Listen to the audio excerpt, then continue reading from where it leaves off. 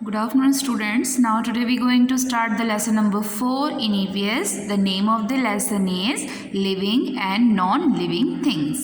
Living things क्या होते हैं और non-living things क्या होते हैं? हमारे आसपास सराउंडिंग में पेड़ पौधे होते हैं, जानवर भी होते हैं और सामान भी होते हैं और ह्यूमन बींग्स भी होते हैं. तो इनमें हमें आइडेंटिफाई करना है कि किसमें जीवन होता है. जो हमारी तरह चलते हैं, खाना खाते हैं, सांस लेते हैं, वो जीवित रहते हैं यानी कि लिविंग थिंग्स. और जो सिर्फ एक यूटेंसिल्स रहते हैं या कोई थिंग रहते हैं, सामान जो होते हैं, उनमें जीवन नहीं होता, तो वो कहलाते हैं non living things. So in this chapters we read about the things around us and the natural and man made thing. Natural का मतलब होता है प्राकृतिक चीज़ें और मैन मेड का मतलब होता है जो मनुष्य के द्वारा आर्टिफिशियल चीज़ें बनाई जाती हैं. तो इनके बारे में हम डिफरेंसेस इस चैप्टर में पढ़ेंगे. So, dear children, we see many things around us like table, chair, plants, animal and toys. Some have life in them, well, some don't. यानी कि टेबल चेयर, क्या उसमें लाइफ होती है? क्या वो सांस ले सकता है, खाना खा सकता है, हमारी तरह बातें कर सकता है? नहीं. This is non-living things. And plants, animals और human beings are living things. So, इसमें आपको डिफरेंसेस समझाएंगे अब. So our first topic is things around us, हमारे आसपास की चीज़ें. This is Jenny. यहाँ पर एक लड़की है जिसका इंट्रोडक्शन दिया गया है जेनी के नाम से. अब हम देखते हैं कि वो अपनी लाइफ में लिविंग थिंग्स और नॉन लिविंग थिंग्स के बीच में डिफरेंट कैसे जानती है. So this is jenny. She is playing with her doll in the garden. ये इसकी डॉल है और गार्डन में बैठकर ही अपनी डॉल के साथ खेल रही है. It starts raining all of sudden and jenny runs home. अचानक से क्या होता है कि बारिश शुरू हो जाती है. बारिश शुरू हो जाती है और रैनी दौड़कर अपने घर में चली जाती है. Living the doll outside. और दौड़ने की, जल्दी से दौड़कर घर जाने की वजह से वो अपनी जो डॉल होती है उसे घर के बाहर ही भूल जाती है. In some time she forgets all about it. थोड़ी देर के लिए वो सब कुछ भूल जाती है कि वो अपने साथ डॉल लेके गई थी और वो बाहर ही छूट गई. Just before going to bed Jenny realises that she had left her doll in the garden. लेकिन जब वो रात में अपने बेड पर सोने जाती है तो उसको अपने पास अपनी डॉल नहीं मिलती. तो उसे याद आता है कि उसकी जो डॉल है वो गार्डन में पड़ी है. She wants to go and get her doll but her mother stop her. वो दौड़कर बाहर जाना चाहती थी लेकिन उसकी मॉम ने उसे स्टॉप कर दिया. Mom why can't I go out. तो जेनी पूछती है अपनी मम्मी से कि मैं क्यों नहीं जा सकती. तो मॉम कहती हैं I don't want you to fall sick Jenny. You will catch a cold if you get wet in the rain. Mom कहती हैं कि मैं नहीं चाहती कि तुम्हारी तबीयत खराब हो. अगर तुम बाहर गई और भीग गई तो तुम्हें बारिश की वजह से ठंड लग जाएगी. अब जेनी कहती है but mother want my doll catch a cold if she stay outside. तो उसकी जो जेनी रहती है वो अपनी मम्मा से कहती है कि मेरी डॉल भी तो बाहर है, अगर उसे ठंड लग गई तो मॉम समझाती हैं your doll will not catch a cold Jenny. तुम्हारी डॉल को ठंड नहीं लग सकती. You are a different from your doll. तुम अपनी डॉल से बिल्कुल डिफरेंट हो. You were a baby when you were a born. Now look at you. You have a grown up. Has your doll grown inside. तो उन्होंने समझाया कि जब तुम्हारा जन्म हुआ था तब तुम एक छोटी बच्ची थी, लेकिन जैसे जैसे दिन बढ़ते गए, साल बढ़ते गए, तो तुम ग्रो अप कर रही हो, बढ़ रही हो.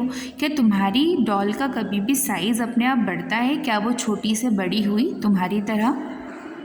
तो जेनी कहती है no mom my doll hasn't grow like me. But why has she not grow. कि डॉल मेरी तरह तो ग्रो अप नहीं हुई, पर क्यों नहीं हुई? तो उसकी मॉम उसे एक्सप्लेन करती हैं because your doll is a non living things. क्योंकि तुम्हारी जो डॉल है वो नॉन लिविंग थिंग्स है, यानी कि उसके अंदर जान नहीं है. Living things like us breathe, feel, eat and move, but your doll cannot do all the this activity, यानी कि जो लिविंग थिंग्स होते हैं वो सांस ले सकते हैं, फील कर सकते हैं, खाना खा सकते हैं, मूव कर सकते हैं, बट जो नॉन लिविंग थिंग्स होते हैं just like a doll, table, chair, pen, book, copy, ये कभी भी अपनी मर्जी से मूवमेंट नहीं कर सकते. This all are non living things. This is an interesting, mom. Then plants and animal are also living things, right? तो जैनी अपनी मम्मी से पूछती कि ये बात तो बहुत इंटरेस्टिंग है, तो क्या प्लांट और एनिमल भी लिविंग थिंग्स होते हैं? तो उसकी मॉम कहती है yes you are right Jenny, animals are living things like us and give birth to their young. तो उसकी मॉम ने समझाया कि एनिमल्स भी हमारी तरह ही होते हैं, वो हमारी तरह सांस ले सकते हैं, खाना खा सकते हैं, घूम सकते हैं, बॉडी को मूव कर सकते हैं और हमारी तरह यंग वन की जनरेशन को बर्थ भी कर सकते हैं. अब थोड़े डिफरेंसेस पढ़ते हैं हम ह्यूमन बींग्स में और एनिमल्स में. Characteristic of living things. ठीक है, लिविंग थिंग्स में कौन कौन सी चीज़ें देखने के लिए मिलती हैं. सबसे पहले हम बात करते हैं ह्यूमन बींग. ह्यूमन बींग्स मतलब हम सभी इंसान, मानव. They breathe through their nose, हम अपनी नाक से सांस लेते हैं. They move with the help of their leg, हम एक जगह से दूसरी जगह मूवमेंट करने के लिए अपने पैरों का यूज़ करते हैं.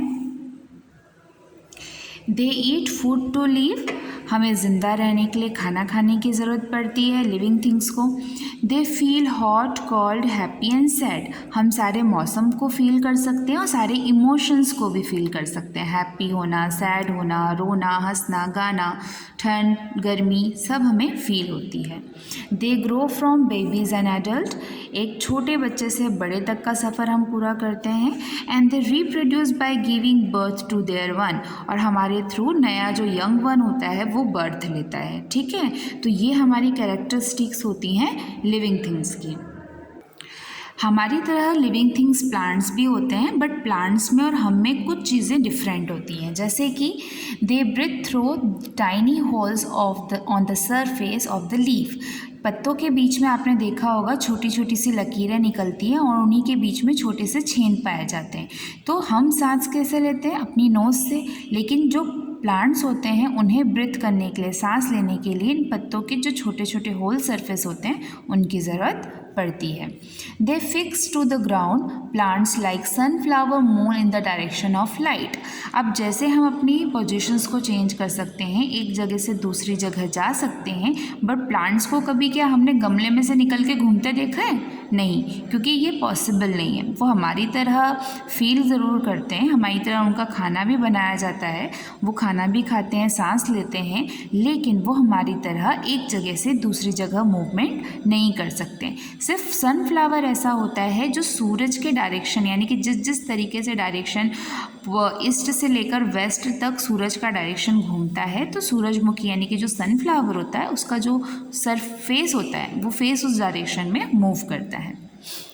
They prepare their own food using air, water and sunlight. Plants भी हमारी तरह अपना खाना बनाते हैं. हम खाना बनाने के लिए फूड ग्रेन्स यूज़ करते हैं, यूटेंसिल्स यूज़ करते हैं और गैस स्टोव यूज़ करते हैं.